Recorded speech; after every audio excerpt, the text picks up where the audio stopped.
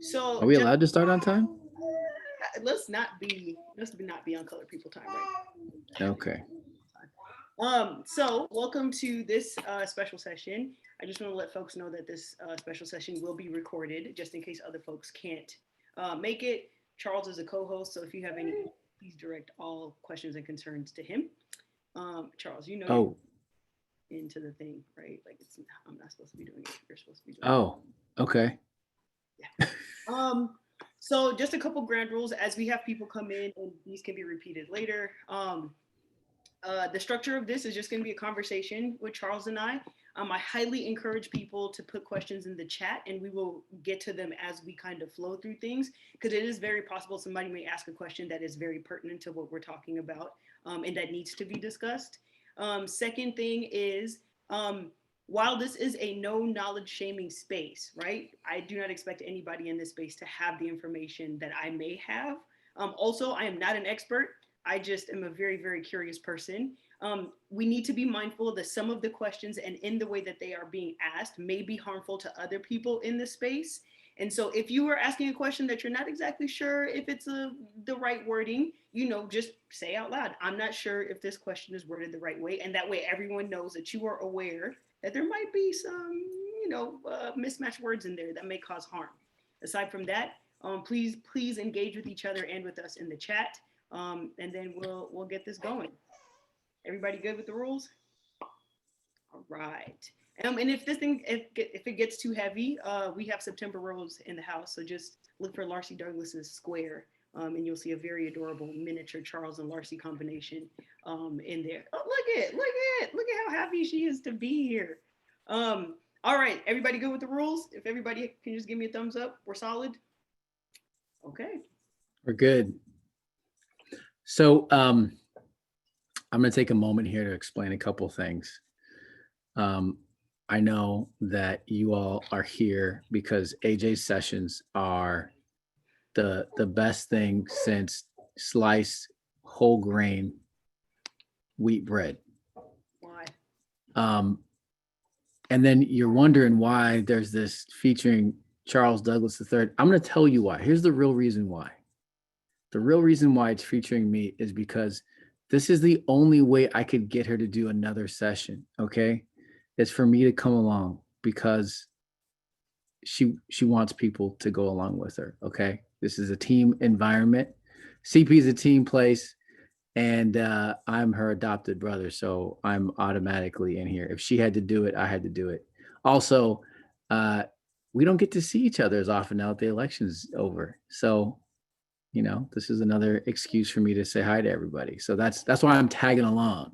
Now, what you're gonna see here, because she brought me in, is you're gonna see AJ's regular special session happen, and then you're gonna get Charles interrupting her and asking a bunch of questions because this is the way we interact. This is how we talk. Okay, so basically, this is gonna be like a live phone call between AJ and I. She's doing her research on a regular basis, and she calls me and she goes, "Oh my God, I found this thing." And I'm like, "Hold on, wait a second. What is this thing connected to? Why is this important? What are you telling me?" And so you and I, you the viewer, the community member, you're going to come along on this journey with Charles as he figures out the pathway through AJ's mind as she explores some really important and some deep and not so awesome things in history, but all very important stuff. And so we're going to take this ride together. That's how we're going to do it. Okay, I had to say that in the beginning because she wouldn't stop and let me say that later. So Pretty here we go. Pretty much. So again, Georgia is a lot, both historically and in the present. And so, in order for me to be able to fit as much information as I could, we kind of had to decide what sections of history we were going to talk about today, right? And again, if you were able to catch David Domke's Georgia sessions that he just did a couple weeks ago, I believe, that's a really good look at the political kind of now. How do we get here now from the political aspect? I believe he's also going to be redoing those at the end of this month. So if you weren't able to catch them and you'd like to catch them live, there's also that opportunity. But we're going to look at the history of Georgia in kind of three sections: the slavery kind of post-slavery section, including Reconstruction. Jim Crow, and then present. That way it's a little more kind of palatable. Otherwise, this is just a whole history lecture that you guys would have paid thousands of dollars for at a university, and I have not received that accreditation yet. So Yet. I like that. It's good. I shouldn't have put that yet in there because now you're going to be on my head about this. 100%. So one of the main things that I realized while I was doing this research for Georgia is that the dehumanization of Black people is kind of at the core of this. This is the common thread that goes through this history kind of session that we're going to walk through together. And some of it is extremely explicit, right? Like when we get to the Jim Crow section, it's really easy to understand what the voter suppression is in these kind of moments. But also some of it is pretty nuanced, and we have to kind of do the work to connect the dots. And that's where Detective Charles James Douglas III comes in, because he's really good at helping me connect the dots. And so if I'm kind of just in my own historical world, it can be a little difficult to sometimes have conversations with people who haven't read all the stuff that I've read. So again, please feel free to put questions in the chat as they come up. And then we will have some, Charles and I will stay a little bit afterwards for folks who may have additional questions or just want to kind of talk about some stuff. And how we're going to walk through this Georgia history is we're going to use Stacey Abrams, right? Stacey Abrams being the champion for turning Georgia blue. What we're going to use is clips, audio clips, and also just like clips from articles to help us walk through this kind of crazy world that is Georgia. So everybody, we good? Solid. I am. Your Watson is ready, Sherlock. Let's do it. I really do like Sherlock. Okay. Just to let you know, I have Michelle Obama looking at me disapprovingly for the times when I am procrastinating. All right, AJ Special Session, Georgia. I had to put Charles's whole government name on there because he made me do this. I didn't. You I don't think I kind of did. You bribed me with a play date with September. Oh, you mean okay. I made you do this session? Yes, that's right. I did. Okay. You're right. Thank you. There's enough witnesses to see this. So we're going to start with a quick word from Stacey Abrams. At the inception of our country, we denied the humanity of Blacks, the existence of Native Americans, and the utility of women. And then you add in the 1790 Naturalization Act that said that only white people of good character would be allowed into the country. Okay, so let's pause there real quick and talk. We need to understand kind of what Ms. Abrams is talking about. In 1790, we had the Naturalization Act, but also 4 years later, there was something that happened that kind of caused an economic boom unlike anything we've seen in this country for quite some time. And that was the invention of the cotton gin, which was done in Georgia. Now, in all of the history that I've read, I don't think I'd actually seen what a cotton gin does, right? Like I know what it does in theory, but like the original cotton gin, which was invented by Eli Whitney when he was at the Mulberry Plantation in Georgia with a lady named Catherine Green, who was the widow of a Revolutionary War soldier. And so what I want to do is show you what a cotton. Are you going to show it? Yep. Before you do that, I mean, you're going to do that. Can you play that clip one more time so that everyone can hear it one more time and then go to the cotton gin? Absolutely. Cool. Let me make sure my mic volume is also. Oh, no, I could hear it just fine. It was just there's so much in there that she said. I think it's worth hearing one more time. At the inception of our country, we denied the humanity of Blacks, the existence of Native Americans, and the utility of women. And then you add in the 1790 Naturalization Act that said that only white people of good character would be allowed into the country. Mm. So this is Stacey Abrams talking about the history of voter suppression and how we got here. And she's talking about all the way back in the very beginning, which is part of the motivation for what we're doing here today. Correct. Yes. So in that, she basically is laying down what was happening in the country at that time. Black folks were being dehumanized. Native Americans weren't even thought of as existing, and women only were good for X tasks, right? And so the people who held the power obviously were rich, land-owning white men, and that dictated how everyone else was seen, right? And then she alludes to this Naturalization Act, which then solidifies what it would mean to be a person in good standing, right? And so if you were, then like, okay, cool, we'll slide you in. If you did not fit that demographic, then people usually had no use for you, or you were relegated to labor, right? So then 1794, Eli Whitney is at this plantation, and he's realizing, as he's talking to the plantation manager, I believe his name is Phineas Miller, he's talking to him, and basically the plantation manager is saying, you know, we have all these enslaved people who can pick a pound of cotton, pick and clean a pound of cotton per day, right? Obviously cotton is really light. So imagine picking a whole pound of cotton. That takes you X amount of time. Then you have to go and individually by hand clean the cotton itself, which took also a lot of time. And there's just, cotton wasn't necessarily the most profitable in that, in its current state, right? So with the help of Phineas Miller and Catherine Green, Eli Whitney creates his first cotton gin.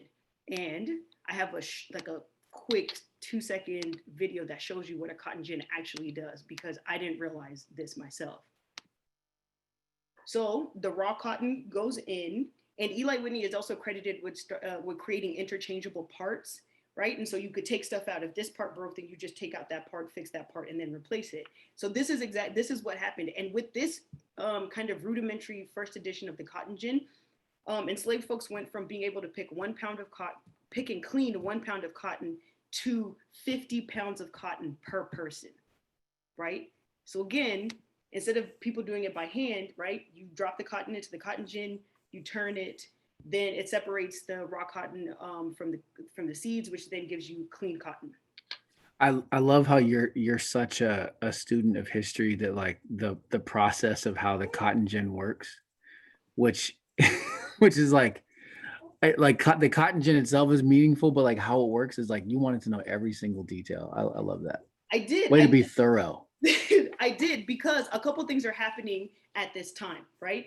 Towards the end of the 1700s, tobacco, which was a major cash crop at the time, was actually really bad for the soil that it was grown in. And so it was depleting the land, right? Mm-hmm. Also, what was happening at this time is the textile industry in Britain was actually booming. And so the demand for cotton clothing was on the rise. And so with the invention of the cotton gin then, right, like all of a sudden now everybody's making money. And one of the things that was most fascinating is that I had the idea that, oh, you know, the people who were making money were all the people in the South, the ones who were selling the cotton and such. But actually, it was Dr. Henry Louis Gates, who was a historian that does a bunch of documentaries on PBS.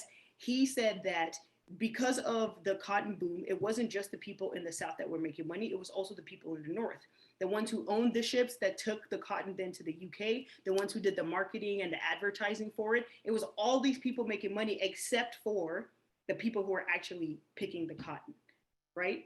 And so on the heels of this kind of cotton boom, because once Eli Whitney created the initial cotton gin, then obviously other people, because the patent situation was a little sketchy with him, then that leads the way to the 1830 Indian Removal Act, because a lot of the land in the South was really rich and fertile. And of course, indigenous folks lived on those lands. And so the 1830 Indian Removal Act then removed and put on reservations, or also just murdered, thousands of indigenous people, which then created land or empty land for cotton farmers to be able to get a piece of this crop.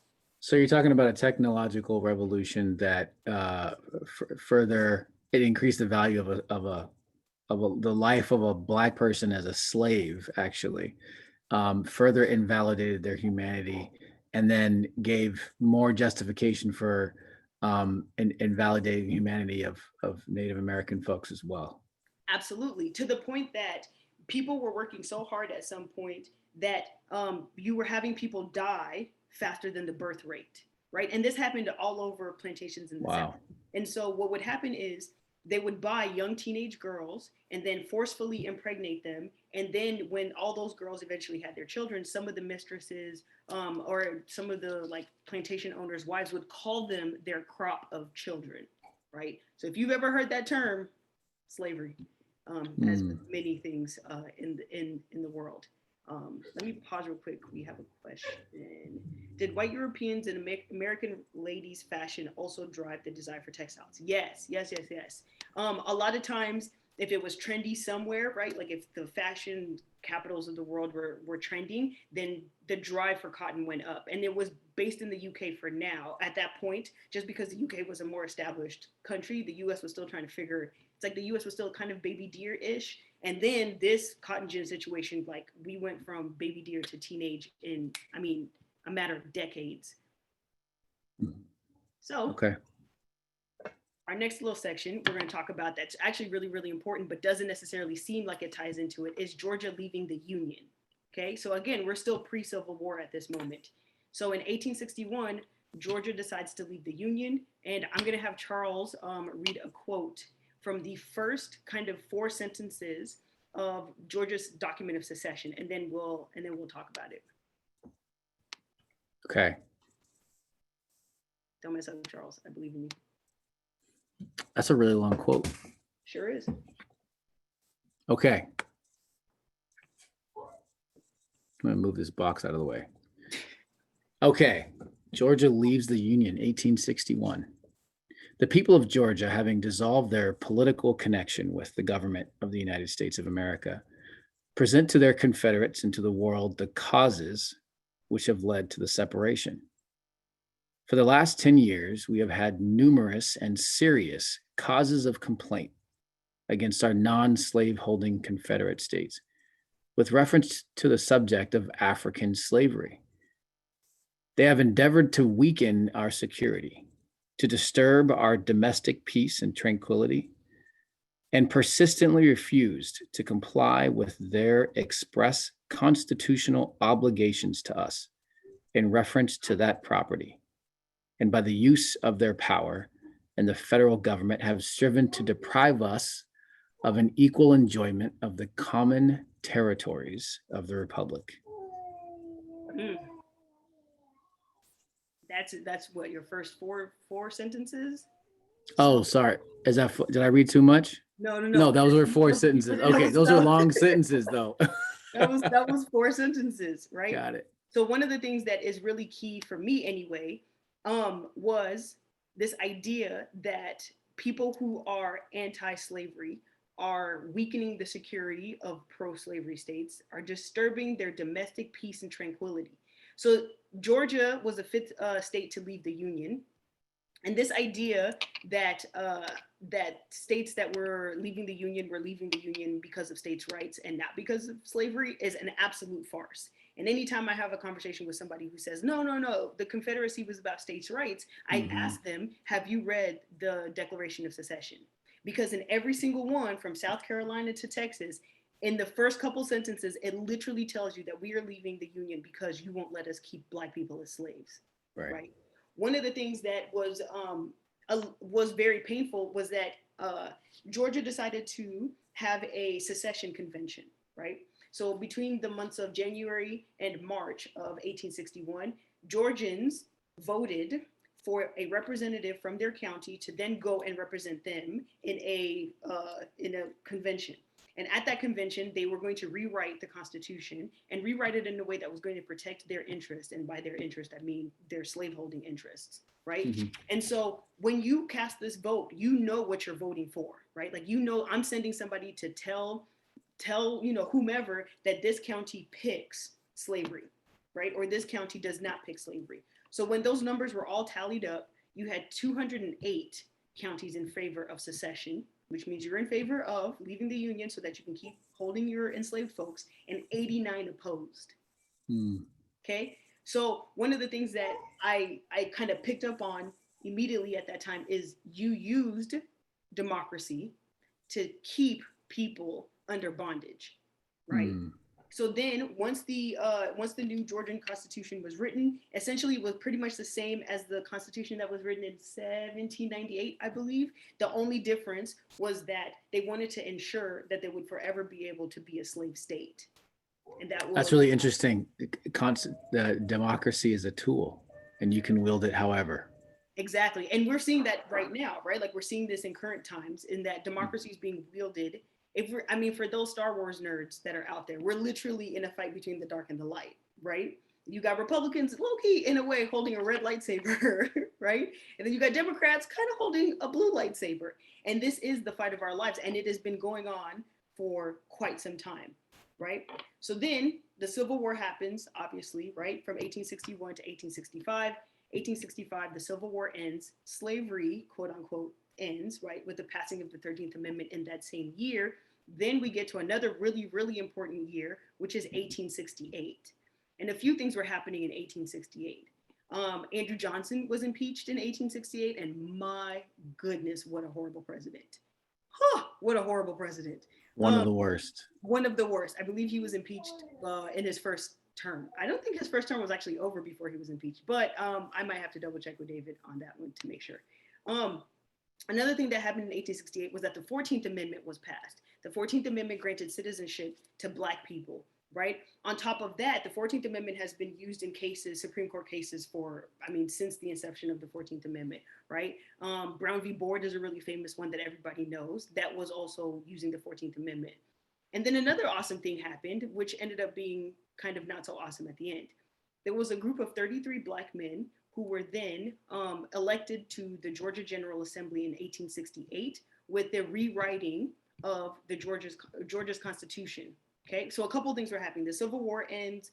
Andrew Johnson is, trying to figure out what to do with his impeachment situation, and the Congress passes the Military Reconstruction Act, which essentially puts Georgia under military rule, right? And so when you start to think of military rule, this then meant that Black folks could start now engaging in politics because they had the protection of the government, right? Because the Civil War is over, 14th Amendment passed, these guys are citizens, you guys can participate.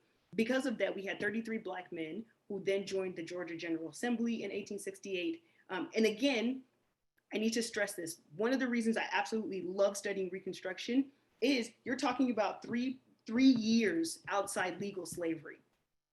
These men are now in Congress, right? So the juxtaposition between what Black people were told they were capable of during the days of enslavement and what Black people are actually capable of literally less than 5 years out of slavery is one of the greatest things to ever study if you want to learn about the resilience of Black people.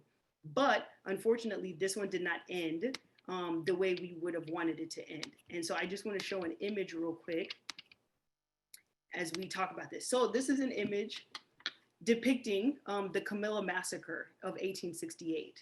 So those original 33 Black men were then ousted on September 3rd of 1868.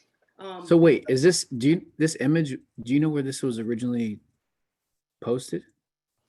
I have tried to find it numerous times. It looks like it's from Harper's Weekly, possibly because Harper's Weekly tended to print stuff like that off, but okay. I'm not 100% sure. I did want to make sure I got the name of the illustrator just in case people are able to look that up. But and is this a critique or is this a celebration of this moment? That's the thing. That's the thing that you gotta try and figure out, right? Sure. That's what some of these images, kind of force us to try and figure out. So one of the things that I want people to hold on to is what happens after these men are ousted. So there's a gentleman named Philip Joyner who was one of the 33. He decides to put together a march, protesting the treatment of these 33 Black men. Mind you, 29 of the Black men were full Black, right? The rest of them were what was considered at the time mulatto, and they got to keep their positions for an extra 10 days. Right? Before people are like, no, you guys got to go too. It's like, we were cool with the light skins, but like, nah, y'all Black. Like, you guys got to You're still Black. You're still Black, right? And so that thing, no matter what I do, no matter how successful I am, the first thing people are going to see about me is the fact that I'm Black. And that's not a problem for me. That's a problem for the person who is not comfortable with my Blackness. So yeah, that's also a, people ask why Black people are why the affinity is so strong, whether you know somebody or not, regardless of how much Black they have in their blood. Why Black people always claim is because we were forced to do that. That was if you had a little bit of Black in you, you were Black, and the law came down on you in a totally different way. 100%. And so that solidarity, it comes from generations of that struggle. And where that may have been resistance in the beginning, now there's strength from that. And that's why the only block that exists that's tied to ethnicity is Black people who vote Democratic now at the 90-80%. And no other ethnicity can say the same. Yeah, Yeah, it's one of those things that it started off as a kind of coping mechanism and then turned into a cultural Exactly. movement, which is Yep. absolutely necessary for the survival of Black people. And it started from the days of enslavement when you were put to with a bunch of people from tribes that you didn't know, from countries that you probably have Mhm. never been to, and then you have to try and figure out how to like get along, right, with the stripping of your traditional language, and then you being forced to learn English, but not in schools, right, like just by picking up stuff, and then you get this Right. thing called ebonics, right, the vernacular that Black people speak is dictated by, you know, either access to education or a lack of, and kind of like Hmm. cultural, you know, Totally. sprinkled in there, right? Yeah, So, yeah, totally. The destruction of African culture, of folks that were enslaved, and the necessity to create new culture from scratch. And now that thing that happens all the time, all and the time. American culture is largely Black culture as it reinvents itself over and over and over again. Social media, the norms, the language that we use, it's part of popular culture, is so much from Black culture. But going back to this 33, I'm writing down, this is like the roadmap for how you disenfranchise a people. Yeah. You talked about dehumanization at the beginning, and that's BIPOC folks, Black and Indigenous people of color. And now we're going to Reconstruction, and we get the right to vote, and they say these are the rules. These are Yeah. the rules, and we're going to do it democratically. And then we do that, and we elect our own folks, and they say we've got to change the rules because the goal is not for you to actually have power. So they invalidate our vote. Yeah. They discard the results of our vote. Yeah. And one of the things that I was also curious about, right, because the Reconstruction Amendments are some of the most important amendments that we have, you know, as far as like Black people specifically, right?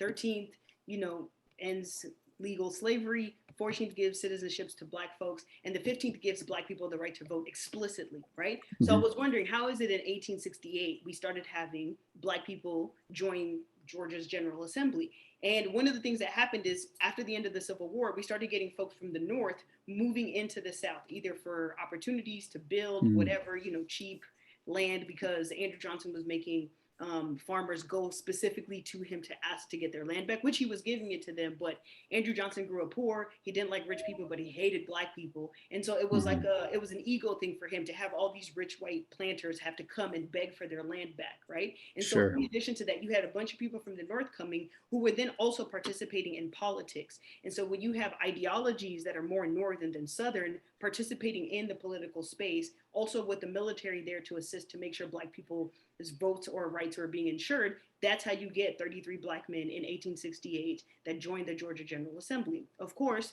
white folks didn't like that, which happens all throughout history, right? Like we get this really diverse congressional assembly. People don't like it. They get ousted. And then Philip Joyner decides, I'm going to do a march to protest this. I'm going to do a march from Albany, Georgia, and hold on to that town, Albany, Georgia, right? All the Mhm. way to Camilla, to the steps of the Capitol, so that we could have a conversation, so we can show all these guys that we're not down for this. And it was about a 25-mile walk. On his way, people are, you know, seeing what he's doing, and they join. And eventually you have about 300 people that end up on the steps. The sheriff was like, no. And he had a bunch of white folks with him too, right? And this happened on the bridge in Selma when a bunch of people were deputized. The same thing. This tactic has been used forever, right? And that's the connection that we want to make. These tactics are not new, they're just reinvented. And so the sheriff at Right. the time says, you Wait, know, hold on. When was this?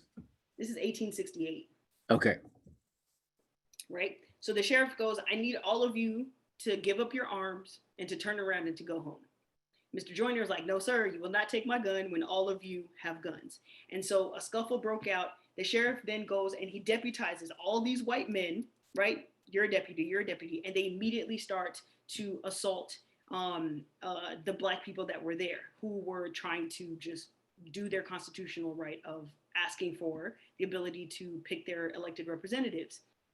For the next 2 weeks, the Black residents of Camilla are, I mean, they're harassed, they're beaten, they're killed, and they're threatened. where literally they're told you will not vote in the next election. Don't ever do that again. Again, remember, this is before the 15th Amendment, right? So there's kind of not necessarily legal precedent to say you can't tell me I can't vote. And so they're threatening them, right? Which is something that we will see and we'll talk about when we get to the section on Jim Crow. These tactics are not new. And they're telling you, you will not exercise. I don't care if you're a citizen in this country, and the 14th Amendment says that if you're a citizen in this country, you can vote. I don't care. You will not cast your ballot in the state of Georgia if you are a Black person. And so the Camilla Massacre lasted 2 weeks. And it wasn't until 1998, 130 years later, that the residents of Camilla even acknowledged that the massacre happened. That's amazing. So we're going to go into our Jim Crow section now, right? And again, I want you to remember the town, Albany. And what I want folks to understand is that the Jim Crow laws were not only restrictive, but they were reactionary, okay? Mm-hmm. And so I have don't ask me why I have a list of Jim Crow laws from across the South. It's just something that I have, okay? So is that a stack of paper stapled together, printed on both sides? Sir, it sounds like there's a little bit of judgment in your tone. Oh, it's just you don't see a lot of paper these days, but that's a good throwback. I still use a notebook and okay. Okay, all right. Okay, so in terms of mental hospitals, the law said the Board of Control shall see that proper and distinct apartments are arranged for said patients so that in no case shall a Negro and a white person be together on intermarriage. It should be unlawful for a white person to marry anyone except a white person. Any marriage in violation of this shall be void. For burials, the officer in charge shall not bury or allowed to be buried any persons of color upon grounds set apart or to be used for the burials of white persons. And this is the one that was kind of the most fascinating to me.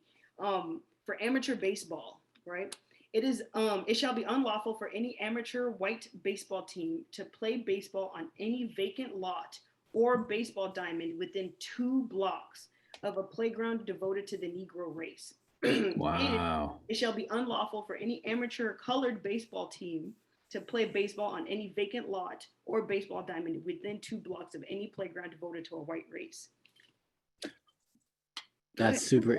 That last one's super interesting because of the news from this week, right? Mm-hmm. Where the Negro MLB leagues are finally accepting the Negro League. Yeah. Yeah. So one part of the reason I wanted to read that is because when I went on the pilgrimage earlier this year, the resident historian for Project Pilgrimage is Dr. Terry Ann Scott, who's done special sessions with us and will continue to do special sessions with us. Yes. She told us a story about how that particular for that baseball diamond, part of the reason that law even came to be is because what happens when kids are outside playing, right? Like you've watched The Sandlot, or at least most people know about the movie The Sandlot. You see a group of kids playing and you got your friends, you're like, all right, hey, let's play, right? Like my team versus your team.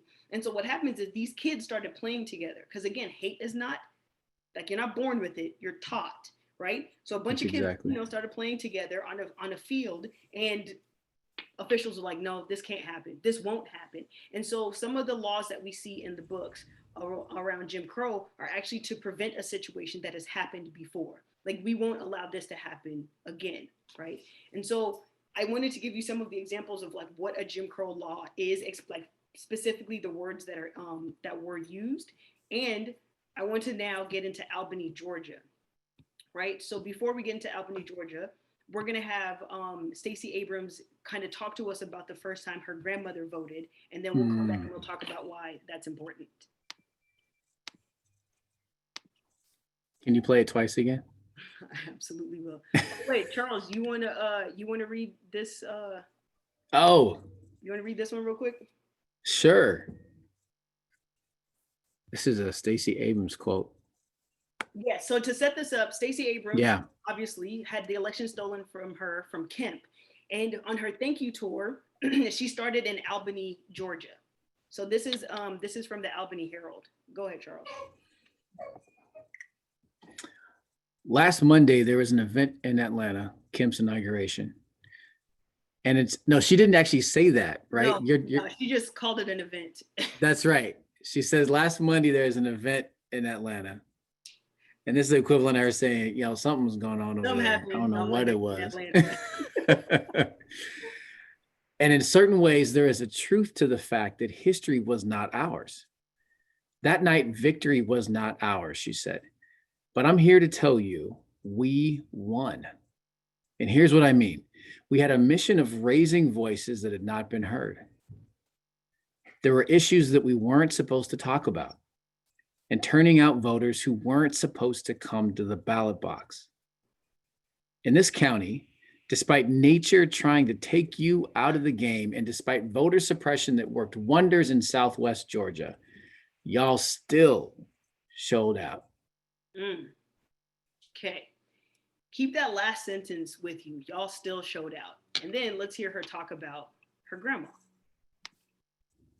The beginning of the book, the introduction, you tell this great story about the first time your grandma voted.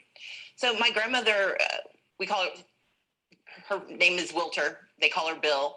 I was very confused as a child for a very long time about, because my grandfather his name was Walter and they called him Jim. So it was a lot of names that did not make sense. So, during my campaign, I was home for a visit and I was talking to my grandmother. She was watching what was happening here in Georgia as more and more about the voter suppression was coming out. And she decided to tell me about the first time she voted. She didn't want to. She had watched her children be arrested and attacked during the civil rights movement. Her husband had served in 2 wars on behalf of the United States and was never allowed to vote. She had been, assailed herself, and she just didn't trust that the right to vote was real. My grandfather kept urging her from the front room to come and vote, because that was during the time where people used to dress up to go and vote. And it was the first time Black people in Mississippi would have had a chance to vote in a presidential election in modern times. And she just didn't want to go. And when she told me the story, she wanted me to understand it wasn't that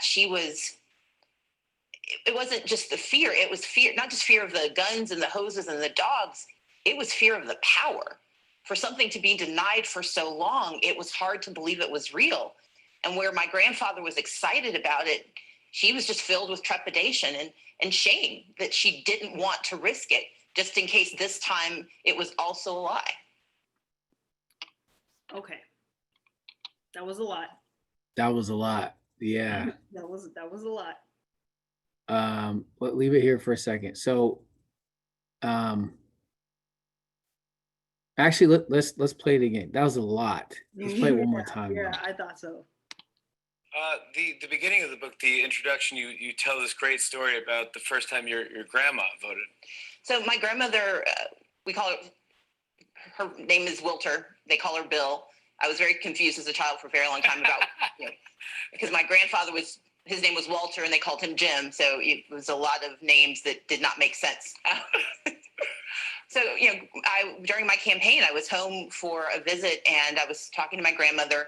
She was watching what was happening here in Georgia as more and more about the voter suppression was coming out.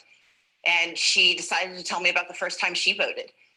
She didn't want to. She had watched her children be arrested and attacked during the civil rights movement. Her husband had served in 2 wars on behalf of the United States and was never allowed to vote. She had been, assailed herself, and she just didn't trust that the right to vote was real. My grandfather kept urging her from the front room to come and vote, because that was during the time where people used to dress up to go and vote. And it was the first time Black people in Mississippi would have had a chance to vote in a presidential election in modern times. And she just didn't want to go. And when she told me the story, she wanted me to understand it wasn't that it wasn't just the fear. It was fear, not just fear of the guns and the hoses and the dogs. It was fear of the power. For something to be denied for so long, it was hard to believe it was real. And where my grandfather was excited about it, she was just filled with trepidation and shame that she didn't want to risk it, just in case this time it was also a lie. So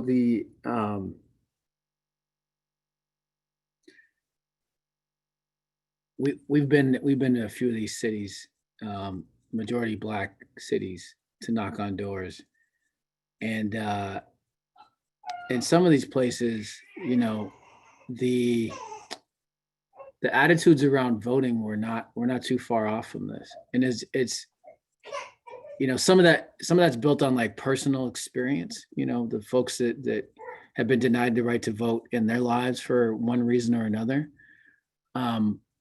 But if you can imagine coming from a legacy where somebody that you respect, an elder in your family, told you it's not for you, this is dangerous or for whatever, and they had concrete examples, family members that you may have pictures of that are no longer with us because they tried to vote or fight for the right to vote, and then you go and you try to do it, and then it gets taken away from you for one reason or another, that you're dropped out of you're dropped off of the rolls, you're incarcerated for some bogus thing, and they take your right to vote away.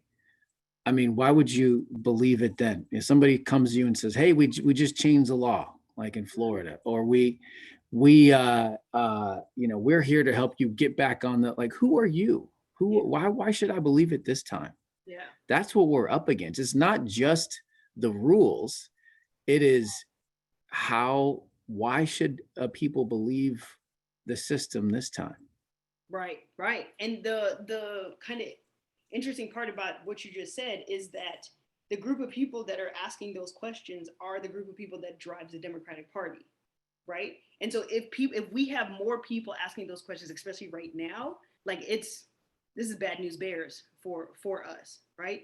And so yeah, that's the remarkable thing, is that some people going. fight past all that and they still vote, and they still vote.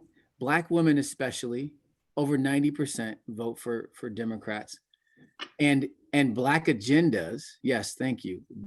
The Black agendas are still secondary, even after this election we just won. This election we just won. The number one priority for a lot of people is how do we reach out to Trump voters, not how do we take care of Black women that just won us the election in a lot of these places. And it's again and again and again. And it's like, why do we vote? Why do we show up to vote when y'all put us, as soon as we win, y'all put our priorities below these white folks that we're not on our side. Yeah. And one of the interesting tactics that happened in Georgia, during the age of Jim Crow, is something that, so pause before I start that. I had the opportunity to give Dr. Bob Zellner a call to ask him, because during my research, I realized that Dr. Bob was in Albany, Georgia in 1961 when Dr. King, Martin Luther King Jr., for those who may not know, when Dr. King was arrested in Albany. So a couple things happened here, and I want to make sure that you're able to see some of the imagery. Okay, so right here, we're looking at Dr. Bob. Now, this picture was not taken in Albany. I believe this picture was taken in Montgomery in 1962. And the fact that I know that is weird. I'm not stalking him, but just like, I think I just remember the caption.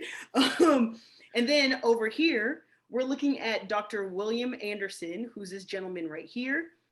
I don't know if you guys recognize this guy, but this is Dr. King. And this right here is Police Chief Lori Pritchard, who was the police chief in Albany, Georgia. So one of the questions that I asked Dr. Bob was, what was something about voter suppression that was specific to Georgia that you noticed, right? Because we're talking Georgia.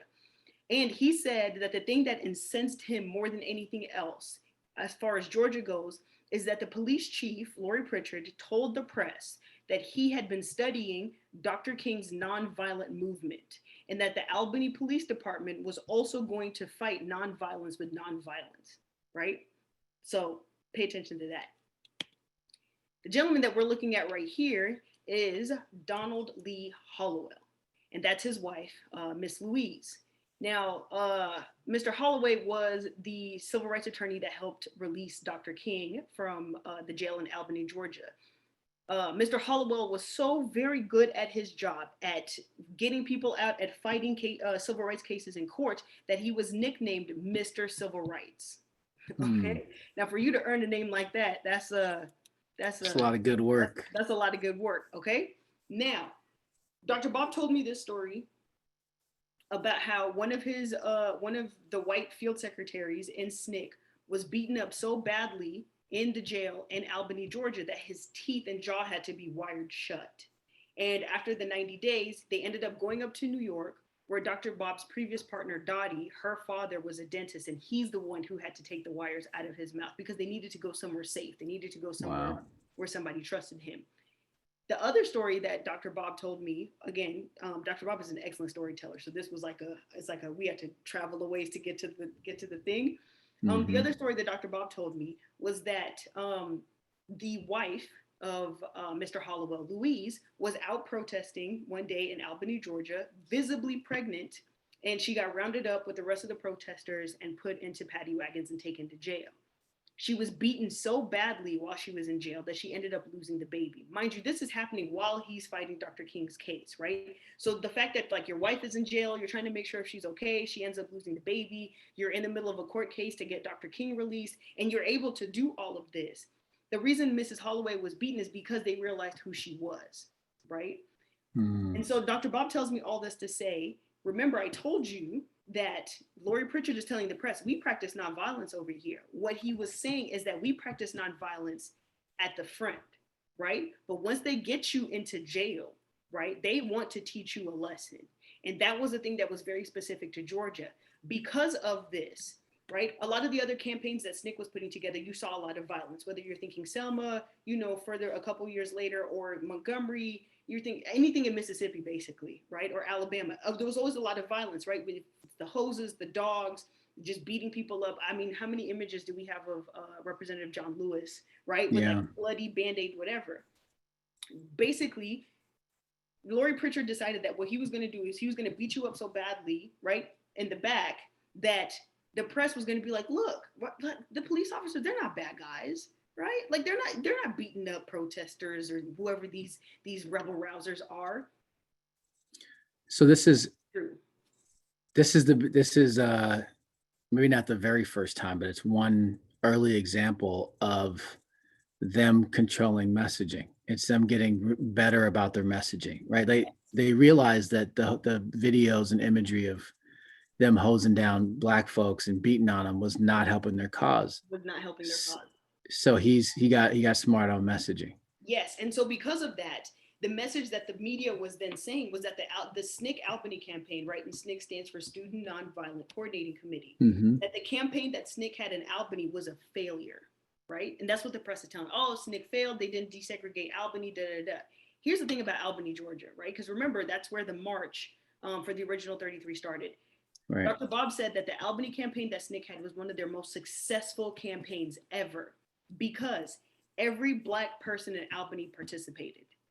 From people who were considered, at the bottom of the rung, regardless of what your job was, maybe you didn't even have a job, all the way up to the professions that people deemed, the most esteemed: doctors, professors, lawyers, teachers, right? Everybody participated. And because of that, they had more people registered to vote in Albany than some of the other campaigns that they had ever had.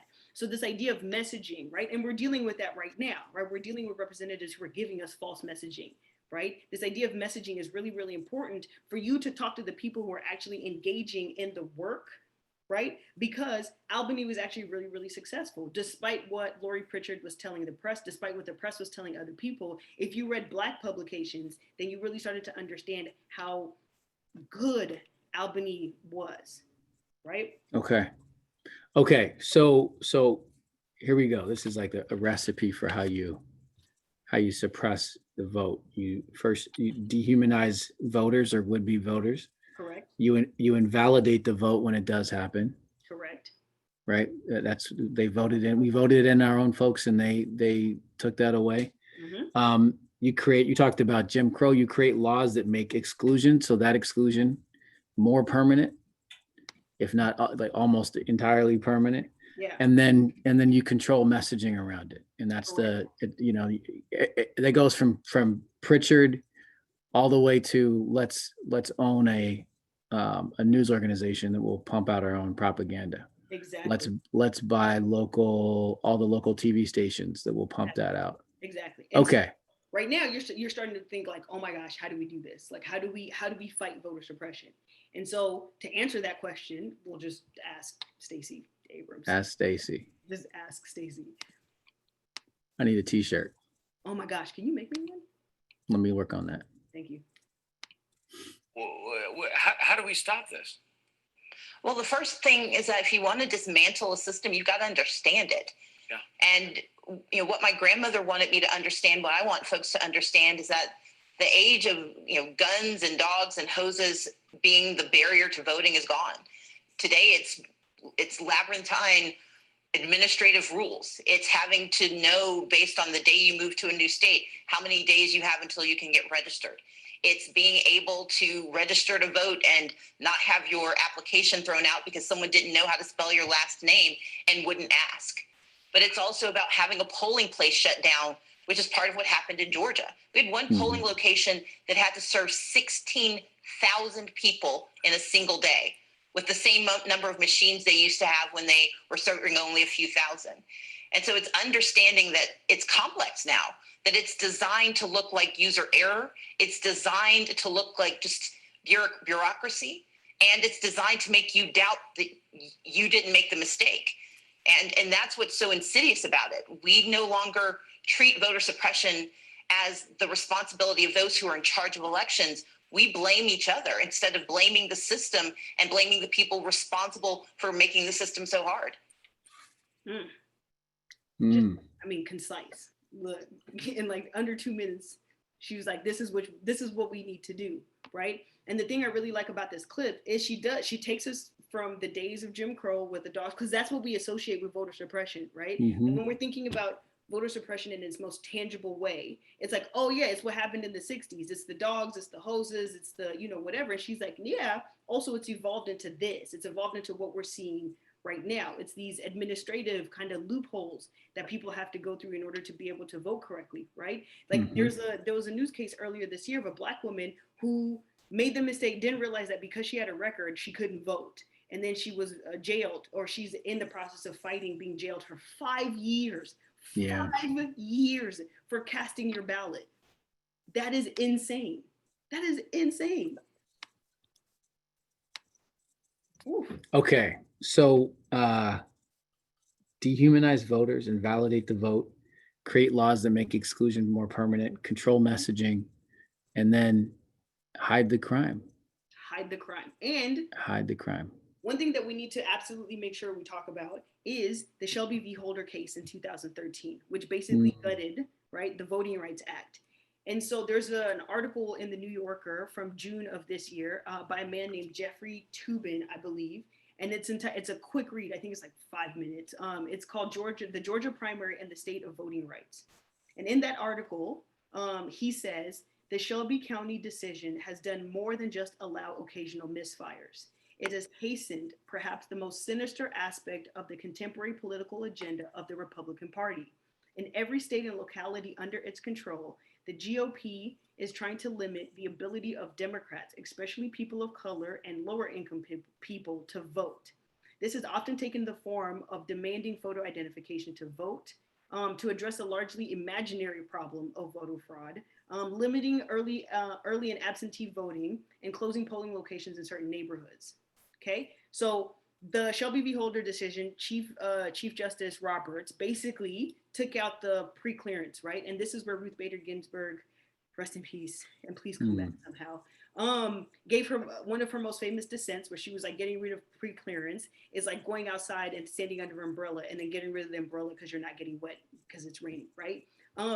And so Jeffrey continues and says, according to the Brennan Center, within 24 hours of the Shelby County ruling, in Texas announced that it would implement strict voter photo ID laws. 2 other states, Mississippi and Alabama, also began to enforce those same laws, and that have been previously barred under federal preclearance.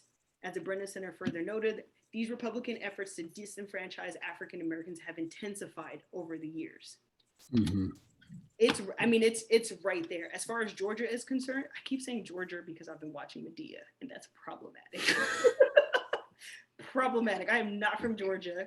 I need to stop saying Georgia. It's highly problematic.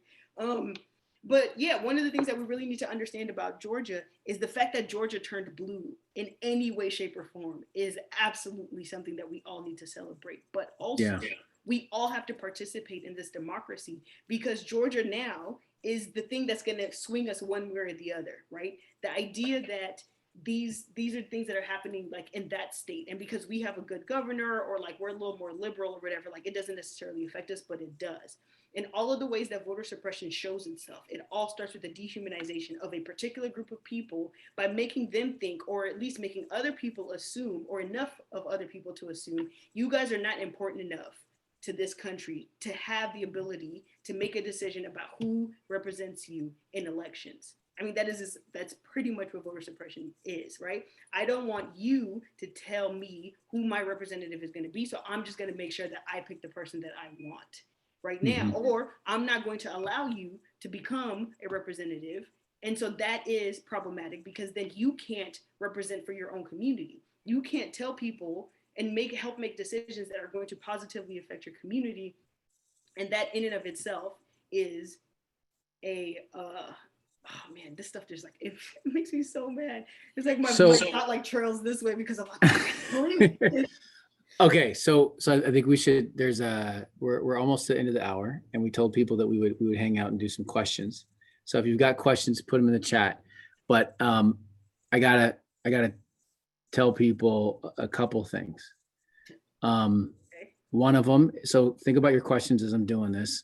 But I'm gonna do a really quick screen share here. Obviously, we got to say this part. What do we do about this? Well, I mean, you do work with Common Power. You go to our Georgia part. Yeah, totally. I got to do something useful during this whole thing. You go to our Georgia page and you read up on what it takes to get involved. Everything you need is right there. We've got a weekly training. Next Tuesday is our last one. Actually, I think it's our last Tuesday before the election that we're going to be doing this. And then here's a calendar. And we do phone banks every single day, almost every single day, multiple times a day. Some of these are in direct cooperation with the campaigns and the Georgia Dems. We are one of their out-of-state resources. The only days that we're not doing phone banking is during holidays. And the only reason why we're not doing that is because Georgia will not be happy if we call them on holidays. There are volunteers that are ready to make phone calls on holidays if that were working out. So if you're activated by this and you want to do something about it, if you're already doing it, great. We really appreciate that. If you're not, and maybe you came in and you wanted to learn something about Georgia from AJ, and now you're ready to get to work, this is super easy. You don't need any experience to jump into this. We'll get you trained up and ready to go. The second thing I wanted to say, and I've said this before, but I got to say this as many times as I can, is I want you to think about, all of you, the experience of learning about some of this stuff. It's really hard. Some of the stuff's really hard to hear. It's really hard to grapple with. It's hard to think about any other human being having to go through some of this stuff. And it's hard to reckon with somebody who may be connected to your personal history being on the wrong side of it, on the wrong side of history. And I gotta, give a shout out to you, AJ, because you have the experience that we had listening to you talk about this stuff is something that you had to go through by yourself as you research it. And it's not easy. It is not easy to read about people being victimized in all the ways that they have for generations in this country. It's worth celebrating that we are making progress now in big ways for the first time, but we're also worth acknowledging that you have to go into this on your own often. So thank you for digging into this for the benefit of the rest of us. We appreciate that. Thank you. My job allows me a really great therapist. This is true. Yeah. So to your point, one of the things that my therapist had told me was that because of all the stuff that I'm reading, and I have to filter it through myself before it comes to you all, is that I do end up experiencing second and third hand trauma because again, you're right. A lot of the stuff that we have to read is difficult. In order for me to find it, I have to wade through a lot of really difficult things, but it is absolutely worth it, because this information has to come to people in a certain way, right? And it's not just about Georgia. This has happened in many states, both in really major ways and in really small ways. But there's an interesting question in here that, and also a question for you, Charles. But Mark Peterson. Oh, we're going to questions. Let's go. Let's do it. Yeah, because we started on time. But also, if folks have to leave, please feel free to go as you wish. So a question in here says, if voting is a central right to every citizen, shouldn't the test of every aspect of how we vote be based on how can voting be made as simple as possible? Totally. Yes, I think that would be an excellent thing to make voting based on, if the system wasn't trying to actively keep people out, right? Like, we talk about the US being this great democracy, and also we have all these kind of dark aspects of it, and voter suppression is one of those, right? Because I mean, even when you listen to Republicans speak, they talk about it as though they're trying to save democracy. I'm trying to prevent voter fraud, right? So it's not like I'm not a bad guy. And if you just do these things, it's the same way that we talk about policing, right? Like, if you would just do what the officer told you to do, like, there'd be no problem. But we're not talking about the systemic aspect of why that sentence is problematic in and of itself. Because even if I was to do all the things I'm supposed to do, right? Like, if voting was a lot harder in the state of Washington, right? Like Stacey Abrams said, somebody writes your name on a form and you have a name, like my last name is Musewe. If you don't know how to spell that last name and you just guess, right there, my voter registration is tossed out because it doesn't match my ID. Yeah. So people need to understand that it is not as easy as you think it is to get an ID, right? IDs cost money. And like in the days of polling tax, if you didn't have that extra $1.23 to go and pay your poll tax, you were not able to cast your ballot. If you don't have the $35 or $40 or whatever the case is to get you an ID, then you don't get to participate in this election. And so, go ahead.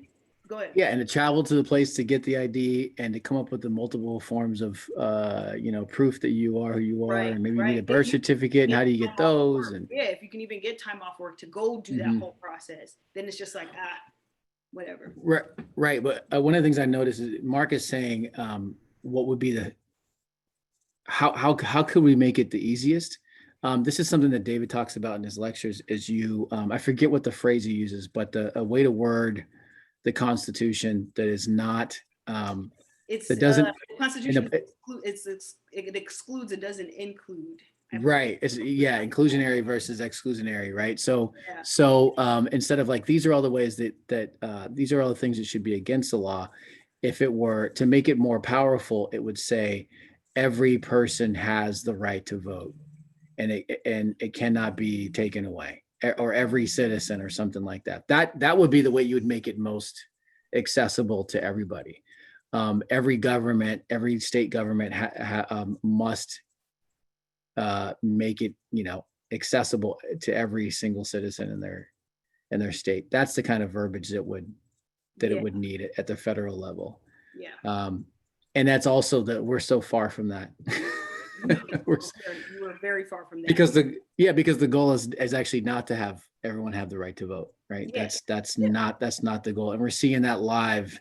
We're seeing that live in Georgia right now, where the candidates, where the governor are talking about certain types of ballots that should not be counted as regular ballots. Today, talking about making vote by mail ballots be provisional only and counted last, that kind of thing. Yeah. All right, let's get to some more questions. We got another one from Mark. How about? Go ahead. Well, I mean, we have a lot of really good comments, and also thank you for the really nice things that people are saying in the chat. Good therapy and family and hugs for my mom are yes. We're dealing with all this. But what folks are saying in the chat is really good. Paul says, it seems that the victory of the slaveholding states at the formation of the Union still resonates today when it comes to voter suppression. True. Disenfranchisement and the mess of different laws around voting from state to state. States' rights has never worked for the benefit of Americans, right? And we're dealing with the ideology around states' rights, right? Like the Civil War was about states' rights. No, the Civil War is about states' rights to own people, right? And then you get the idea of the lost cause. We're dealing with a lost cause-esque situation right now where Biden clearly won, And yet we have a whole group of people, right? I think the last count I saw was 123 Republicans who have not said, yeah, no, Biden won, like, let's move. Now we're talking about Texas possibly seceding and leaving leaving the United States. And like, where are you gonna go? Bro, like, where are you gonna go? You're in the middle of like America, like Mexico's like right, like, where are you gonna go? So this idea of twisting words, right? The importance of research, right? If you hear something or you see something, you know, kind of dig in a little deeper so you find out if what the truth is to that. Because I've definitely had conversations with folks where a person who is definitely racist has told me that Black people get together and we decide to complain about the same thing. And I asked this person, where do we meet? Is my question. Like, yeah, because I want to go there. Am I not getting invited? Like, is Wakanda real? And I just didn't know about it because in this person's mind, he's hearing similar things from yeah. So he's like, there's no way this is happening. There's no way this is happening to all of you in like varying degrees. So there must be some kind of, you know, system collusion. And so I asked him, why can't we have that same thought process be put on the system that is oppressing Black people? Why is the system only on the oppressors and not the people who are oppressing? And he said he didn't want to talk to me anymore, which is. I got a question here about someone asked, do you know what year Stacey Abrams' mom or grandmother voted for the first time? I do not. I'm assuming it was probably, if I'm correct, it was probably with the Voting Rights Act of 65, so somewhere around 1965. But also I have not finished reading Stacey Abrams' book. It is on my list. It's on my stack of stuff. But if I'm thinking as far as like legal vote for a president, I'm assuming it would have to be after the Voting Rights Act of 65 was passed. Okay. So maybe 66. Okay. Question for me. Someone asked about the Georgia intro sessions. Are they more focused than the CP intro sessions, or would they be useful to folks who've phone banked before and continue to do the same in Georgia? Yeah, they are very focused on Georgia. The intro sessions are about getting people ramped up to do the Georgia work. And the idea is to take some of that, the intro off of the plates of the team leads that are running the phone banks and clump it all together into the intro sessions. That said, if anyone shows up at a phone bank and they don't know what to do, no one gets kicked out of a phone bank. And we're happy to see anyone who's willing to do calling with us. Thank you. We do make a great team, except for when we're arguing about comic books. No, we make a great team all the time, even when we disagree. Because even the best teams, in fact, the best teams are complementary to each other.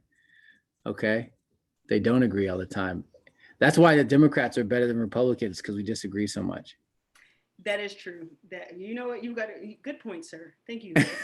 I appreciate that. You're right. What else do we have in here? How about, there's something from Carol and Ed Coleman. How about basing per capita funding on the number of people who vote to give state governments motivation for increasing the number of registered voters and the percentage of those who actually you know what? That's a really good idea. I like that. Financial incentive to get behind voting. There you go. Now you're talking. That's a great idea. I mean, because that also works when we're talking about like poll workers, right? Like, you get incentivized to work the polls. Why not be incentivized to actually go cast your ballot? I'm wondering if there's a way to like combine that with the census somehow. Yeah, this is all, I guess these are laws that we could put in place if we had control of. Oh yeah, that too. Right, of government. This is imagining a different America, though, the one that we still have to create, because the goal has to be that everyone should vote. You know, that has to be like the baseline, and that's not what we agree on right now. People do not believe that today. So there's a mind shift that this country has to go through. And I do not believe that we get there by convincing the hardest to convince. Yeah. There are enough new voters And there are enough young people that just need more education about this to tip the scales in our favor. Someone's asking who we're calling when we do phone banking. We are not, again, here we go. We're not calling Trump voters, okay? We are literally just trying to get all the people who voted for Warnock and Ossoff in the general to understand there's a runoff and that they have to vote again. If we just do that, we will win this runoff election. And Stacey and her crew are doing more than that. They've registered a ton of brand new voters, a lot of young people who came of age and can vote now, but couldn't vote in the general. A bunch of young people who did not vote in the general election, and young when it comes to voting is like 18 to 29. They have registered and they're ready to vote, and a bunch of them have actually cast their vote through early voting already. So it's really, really promising. It is promising. Ooh, okay. So I'm getting messages from folks that are talking about the incentive to vote, and there's a good point that was made. My goddad is somewhere in this space, and he made a really good point, saying, you know, be careful about paying for votes. One of the issues of voter financing is people buying votes. As an example, you can look into the mafia union relationships that bought votes in Chicago and New York as an example. That, yeah, okay, we take it back. We're not paying for votes. Well, no, but those are dollars. So that's dollars directly to people. These are incentives for states to encourage voting. So it's a little different.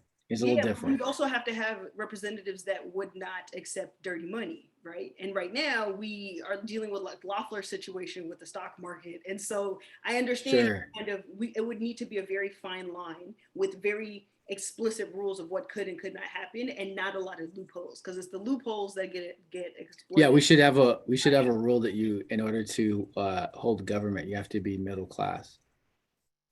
Ooh. That would help with a lot of it. And then any money you make above a certain threshold, you got to give it away, because you can only be in this like range. No, I don't know. Yeah, that's a lot. That's a lot.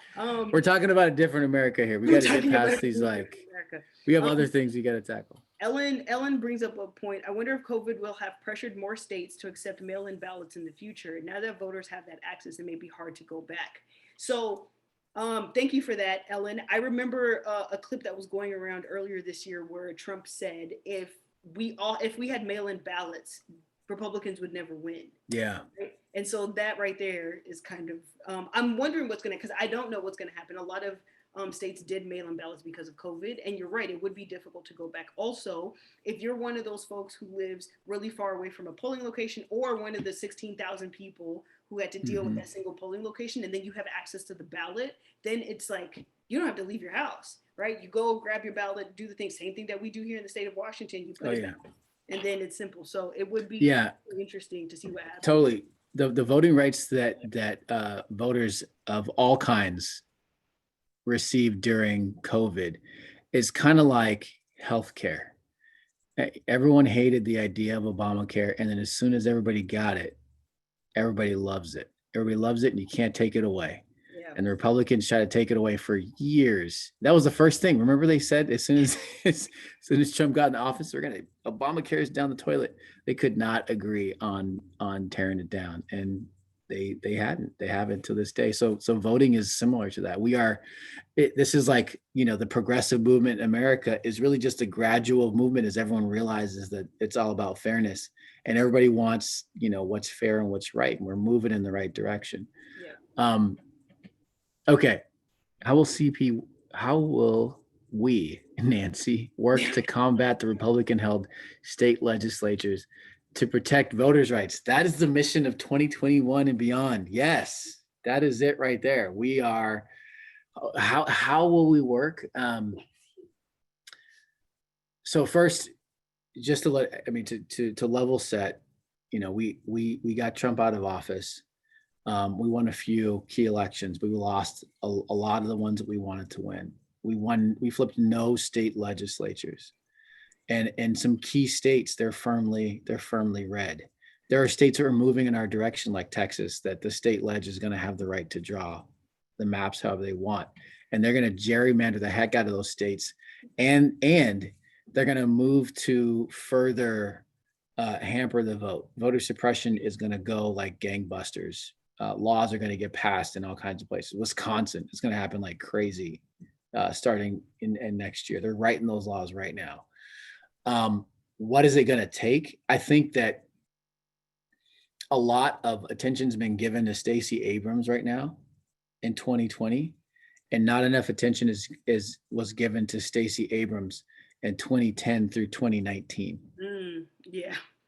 Okay. She's not into this. Exactly. So what is it going to take? Lori, that's a great little drawing there. Lori Brown has a great little art piece she held up to the screen. What is it going to take? It's going to take things that are not headline grabbing. It's going to take a lot of action with local organizations that are doing non-glamorous work with voters to gain their trust, to teach them about what's at stake, to carry forward the momentum from 2020.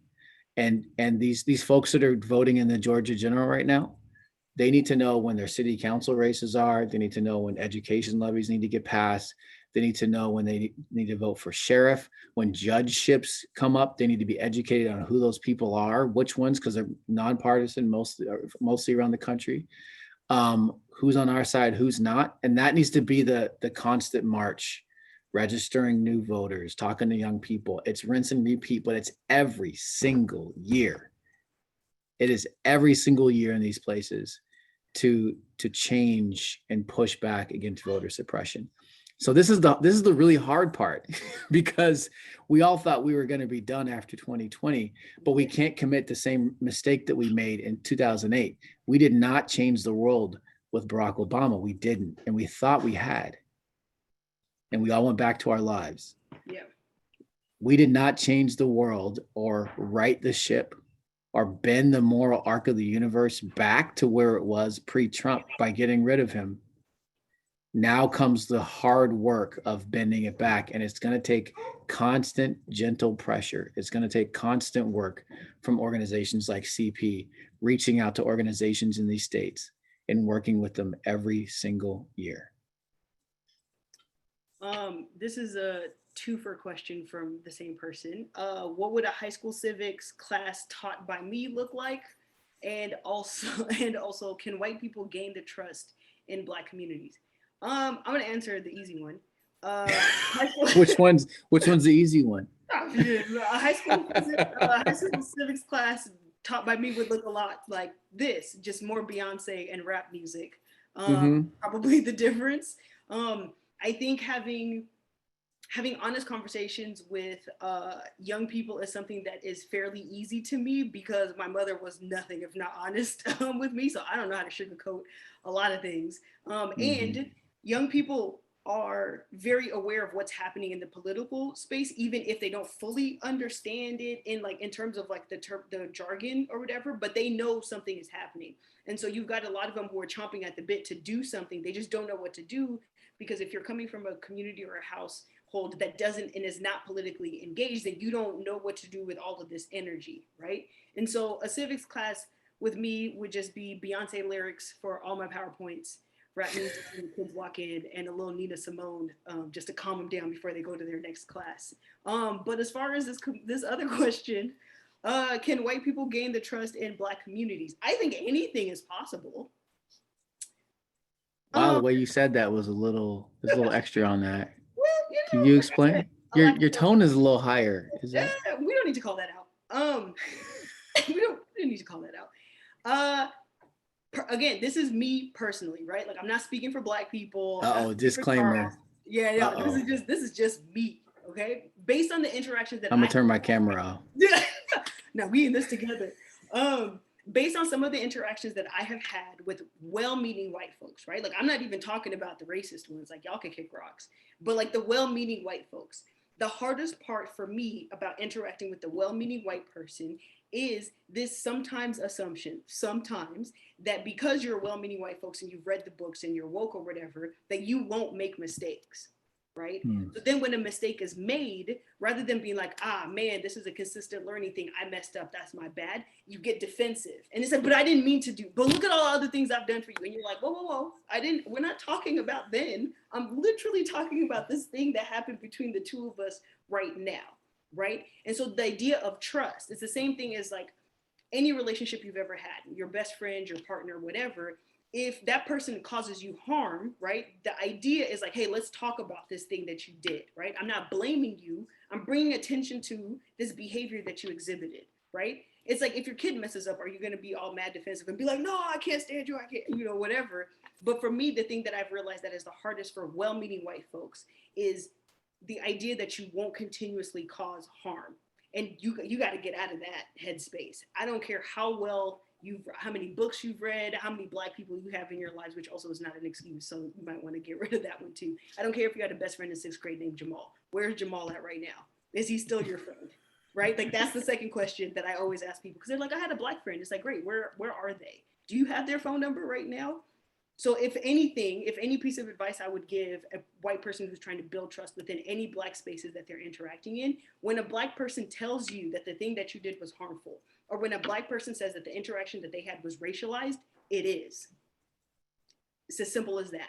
And the explanation that comes afterwards, it doesn't need to be this long. Again, this is me. It doesn't need to be this long drawn out thing. It's like, hey, you did this thing. It made me feel like this. I didn't like it. Oh my goodness, that was not my intention, but I understand the impact. I'm sorry. And then Yes. it's there. Like that's the end of it.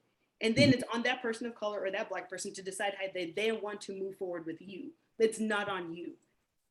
Because you don't know what that person has dealt with in their past and what your action has triggered for them. So they need to make the choice to then go back and engage with you. But that's just me. Let me give my perspective on this, and this is I'll give a different spin to it. I agree with everything you just said. I'll also say that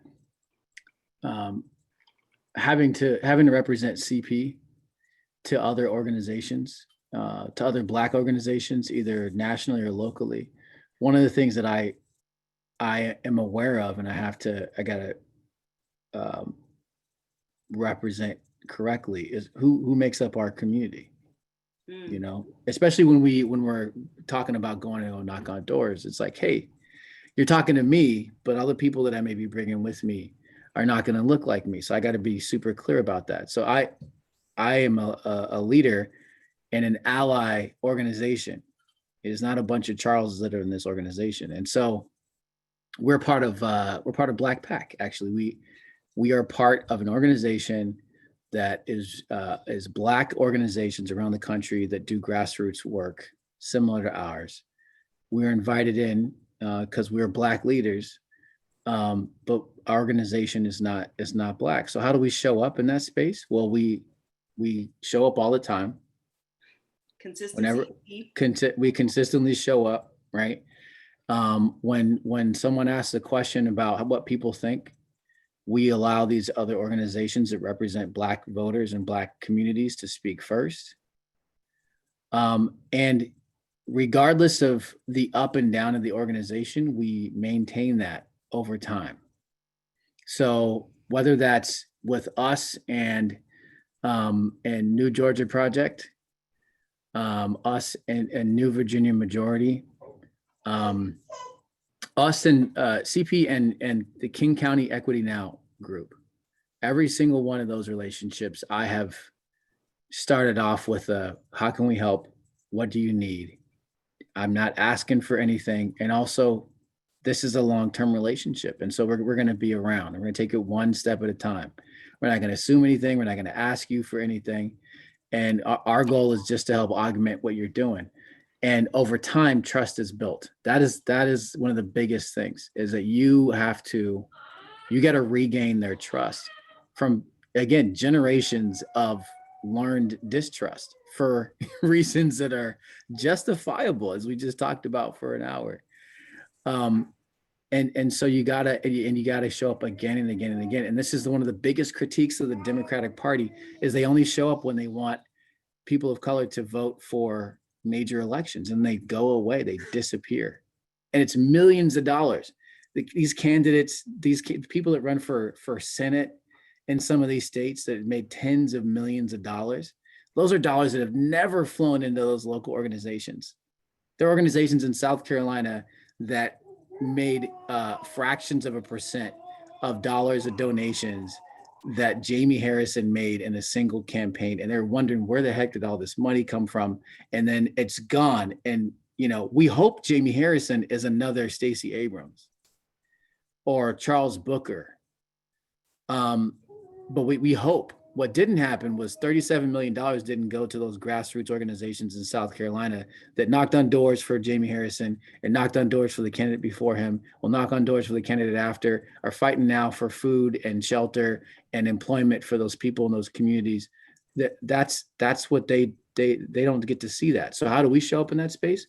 We show up every single year. If we're going to show up in Arizona, we're going to come when Arizona is on the map as a swing state. We're going to come next year when no one, I don't even know what's going on. I have on my map right here, I have a list of elections that are happening next year. And I'm trying to chart the course for where we're going to go, and we're going to play a role in some of these elections. And there's no major elections in Arizona. We are going to Arizona because we have partners on the ground that we told them we're going to be there with them every step of the way. So if they've got petitions that we need to get signed, if we need to recruit volunteers for them by phone, and that's what we're going to do, we're going to do that. We're going to do that because when we come back on in 4 years and we say, hey, we want to work with you, we're top of the list. They trust us. They believe us. And also this idea of if you end up in a conversation similarly to the one that I was talking about right before Charles was talking, where, you know, there's a back and forth between you and a Black person for the white people that are in this space. One of the things that is really difficult for me is this idea that I'm personally attacking you, right? A lot of times it's not necessarily personal. We're just having an interaction, something happens, and we need to understand the racialized interactions between Black people and white people, between white people and people of color, right? This has been for generations and generations. And so this is a learned behavior that sometimes you are not even fully aware that you're participating in. Everybody has biases. I have biases, and I have no problem admitting that. The thing is, you have to acknowledge your biases so that you actively start to work against them. And that is difficult. It is an uphill battle. But like Charles said, we are Black representatives of a community of middle-ish aged white women for the most part, right? So if I'm engaging with Black Pac, I have to, and they're asking for volunteers, I have to say, hey, BT Dub, not everybody looks like me. And I need you to know that. And I also am so fascinated by white folks who then say, you know, we traveled to, you know, whatever state, whatever southern state, and every person we engaged with was so nice to us, as though there's this anticipation of Black retaliation, right? Black people are not meeting together at CenturyLink or whatever other football field and deciding what we want to do to white people. So that also is something that I think we have to train ourselves out of. My top of the list worries are making sure my mom is taken care of, making sure my bills are paid, making sure my family in Kenya has what they need. And nowhere in that list, not even 100 things down, is it get even with a white person. Like, it's just not. And I can tell you a bunch of other people in these spaces are also thinking the same things. So when we go do work in other states and you are engaging with Black and brown voters, right? The surprise of how nice they are to you, I would like for you to dissect that within yourself, right? The surprise, whenever you tell a Black person, wow, you're so articulate, or you're a great speaker. And it's like, thank you. Also, why is that a surprise? Or why is that something you need to call out? Or would you say this to a white person, right? Those little things that are meant to sound like compliments to you are actually little racialized sentences that you may not be aware of. And so if I then ask you, what do you mean by I'm articulate? I am a 32-year-old college graduate. And even if I wasn't a college graduate, I would still be speaking to you like this because my mother speaks 7 languages and I'm still trying to master 3, okay? But the little bit of surprise that you have when you say, wow, you're so articulate or you're so well-spoken, that means that you had an idea of who I was in your mind prior to me speaking, and the person that I'm showing you that I am does not match with the person that you thought I was. So if a person of color then challenges that, right? They're not trying to make you feel bad. They want you to shift your perception of people of color. That's it. And so if you start to feel some kind of way about that, that is something that you need to dissect. And also, therapy is great. I am not your therapist. I'm not here to talk you through your feelings about Black people.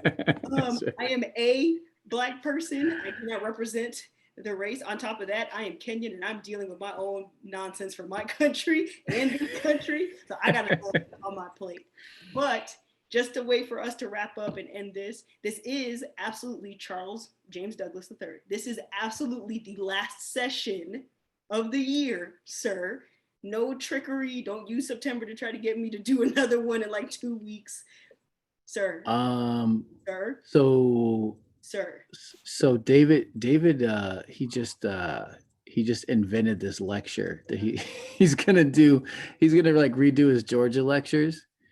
I think the week after Christmas or something like that. Mm-hmm. And I heard he might want you to be there or something. I don't know. I don't know. This is David. It's not me. Look, I'm sick that day. I just want to let you know that. I'm sick that day. I'm going to be at my mom's house, and my mom said no.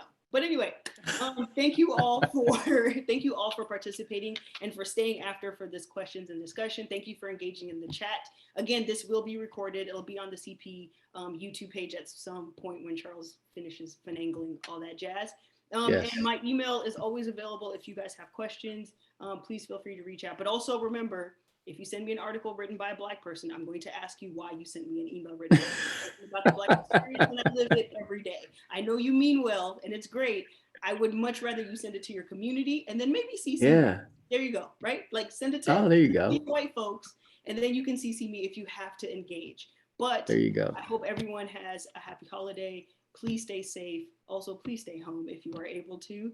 And be kind to yourself. Again, a lot of this information, I say this at the end of all my sessions, a lot of this information is heavy. Sometimes it hits you afterwards. Something can trigger a thought that can, sit real heavy in your stomach. So however you choose to take care of yourself, please do so and decompress from this information. I say this as an avid proponent of decompression.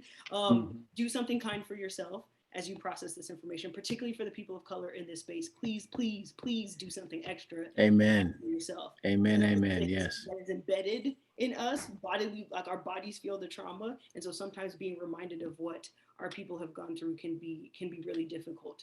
But to the rest of you all, I hope you all have a great evening. And thank you for coming to the absolute last session of the year of AJ special session. And I can't wait to do more of these with you all next year. Thank you, folks. All right. Charles, you well did done. Good. Look at you. Look at us. Look at us.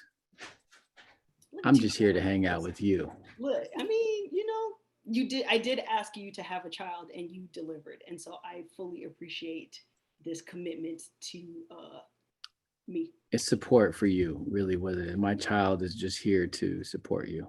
Thank you. I appreciate it. All right. We'll catch up with you all later. Good to see y'all. Audrey, hey, Lloyd, it was so good to see you. Hi, Auntie Gail. Hi. Oh my goodness. I haven't seen her since I was like 11. How are you? That's my friend from 20 years back or more. Oh hi, Gail. Hi, Ernest.